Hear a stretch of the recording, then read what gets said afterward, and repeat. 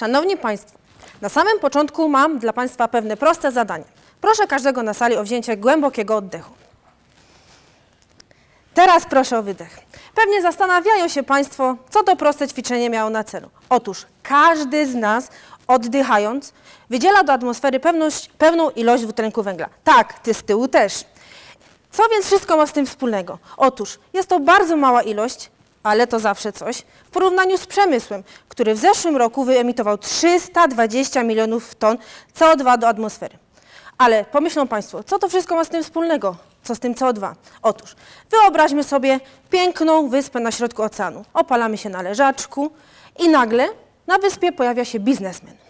Biznesmen pragnie wybudować tutaj fabrykę. Stawia fabrykę i nagle z fabryki zaczynają wydobywać się kłęby czarnego dymu. Co się dzieje z naszą wyspą? Otóż na naszej wyspie zaczyna wzrastać gwałtownie temperatura, zaczynają się powodzie, naprzemiennie z suszami. Pewnie domyślają się Państwo, co jest tego przyczyną. Nasza wyspa stała się totalną ruiną. Więc co możemy zrobić, żeby zagospodarować dwutlenek węgla? Otóż możemy go i zagospodarować, i zapobiec jego emisji. Tak, możemy zapobiegać emisji poprzez wyłączanie światła w pustym pokoju, czy też zamianie rowera na samochód, ale również możemy sadzić drzewa, które pochłaniają CO2, bo jest im on niezbędny do życia. A co z resztą CO2, które pozostaje na ziemi? Otóż tym zajmę się ja.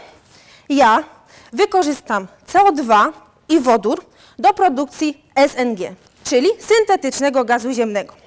Syntetyczny gaz ziemny może nam się przydać na przykład w transporcie, czy też każdemu z nas w codziennym życiu.